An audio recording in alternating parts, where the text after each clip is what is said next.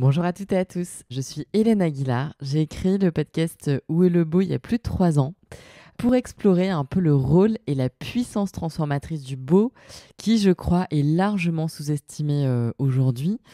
À l'heure de nos challenges collectifs, environnementaux, climatiques, tout ce qui touche la biodiversité, etc., j'ai voulu en fait créer un podcast antidote, un podcast qui révèle ce qu'on ignore encore aujourd'hui, des solutions portées par des gens incroyables que je reçois dans le podcast, des architectes, des décorateurs, des artisans, des paysagistes et bien d'autres qui œuvrent pour imaginer un demain plus beau.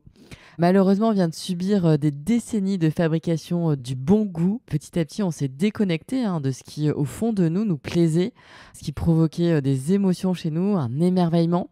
Alors tout ça, en fait, penser des lieux, des espaces, des jardins, trouver des objets pour chez nous, du mobilier, ça devrait être émancipateur, en fait, et c'est devenu presque aliénant. Les tendances, les magazines, les salons, les modes, en fait, on s'est retrouvé avec un peu les mêmes intérieurs. Et du coup, on se lasse parce que on voit tout ça partout. Et du coup, on fait exploser le nombre de déchets. Dans tout ça, le lien avec nous-mêmes et avec le rythme de la planète, de la nature, a été un peu perdu, malheureusement. Je crois que le design, l'architecture, le paysage ont rendez-vous avec l'histoire aujourd'hui et que le beau fait sa crise de sens. Peut-être qu'en fait, il est venu le temps de faire évoluer notre regard sur le beau. Un beau à impact, un beau qui régénère, un beau qui crée du lien, un beau à somme positive, en fait, qui fait avec le vivant, un beau qui nourrit notre désir de sens et un beau qui répare le passé pour préparer le futur. C'est ce qu'on découvre aujourd'hui dans le podcast Où est le beau. C'est un peu comme, vous voyez, un restaurant des savoirs, un lieu d'expérience de nos ignorances partagées. Tout ça pour découvrir les directions lumineuses et inspirantes de nos invités. Et pour continuer à découvrir ces directions lumineuses dans le podcast, à faire ces interviews, toutes ces recherches sur aussi des histoires des objets que je propose dans la série Design sur écoute, ou encore la recherche sur les plantes avec la série Frimer en balade. J'ai besoin de votre aide. J'ai envie de continuer à découvrir avec vous. Et c'est fou parce que plus je découvre, plus je me dis qu'en fait, je ne sais encore rien.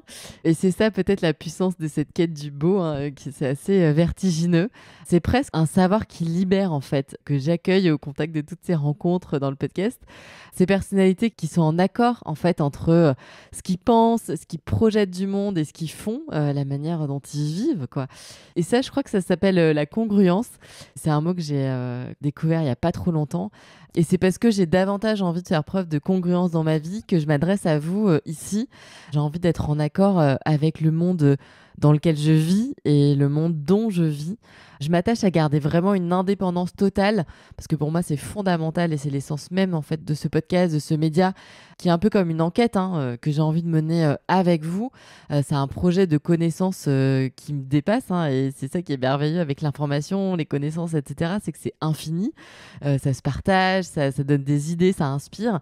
Et parfois, il y a quelque chose ailleurs, bien plus loin, un peu qui va germer chez vous ou auprès de personnes auxquelles vous aurez peut-être partagé des choses que vous aurez découvertes, apprises à l'occasion de ces épisodes. Et ça, c'est vraiment mon moteur, en fait. Dans cette formidable aventure du podcast, je ne suis pas toute seule. À mes côtés, il y a une graphiste, une personne aussi qui s'occupe de la post-production des épisodes du podcast, qui prend vraiment un temps de dingue. On se rend pas compte, mais le podcast, voilà, c'est pas du tout. On appuie sur un bouton et ça se fait tout seul. Il y a vraiment plein de normes. Enfin, c'est un travail monstrueux qu'il y a derrière pour générer un épisode qui soit écoutable et sympa à l'oreille pour tout le monde. Il y a aussi une personne qui m'accompagne pour la partie éditoriale et sur l'association pour un design soutenable. Cette association me prend beaucoup de temps aussi avec l'exposition Frugale. Aujourd'hui, les amis, j'ai absolument besoin de vous. Je vous sollicite pour m'aider, à la fois pour boucler le financement de tous ces épisodes que je publie chaque semaine, parce que en fait, ça devient de plus en plus compliqué de le faire. Patreon, c'est la possibilité pour vous de m'aider via un financement participatif pour que je puisse continuer encore et encore ce podcast. Je fais ces podcasts pour nous, en fait, parce que ça vous inspire et peut-être aussi parce que ça nous évite tous de finir éco-anxieux ou même déprimés par tous ces changements. Et j'ai surtout envie de faire ces podcasts avec vous. Je vous remercie infiniment de tout ce que vous pourrez donner, même si c'est le prix d'un café. D'ailleurs, c'est un peu ce qu'on fait chaque semaine ensemble là, dans ces épisodes, un café où on papote. Vous verrez, il y a plusieurs choix. Je vous ai aussi détaillé toutes les petites contreparties qu'il y a dans les différentes contributions. Et je voulais aussi rajouter que une fois que les épisodes sont en ligne, je compte aussi sur vous en fait pour diffuser les messages, en parler autour de vous et aussi peut-être remercier les invités que je reçois et qui vous ont touché. Ça leur fait toujours hyper plaisir. Je vous encourage aussi à animer, je sais pas moi, des débats, des conversations avec vos amis, vos collègues au boulot, vos enfants. Enfin voilà, même à créer peut-être aussi des initiatives, des projets, parce que voilà, si tout ce qu'on partage ici réveille votre cœur en sursaut, je pense qu'il faut passer à l'action, quoi.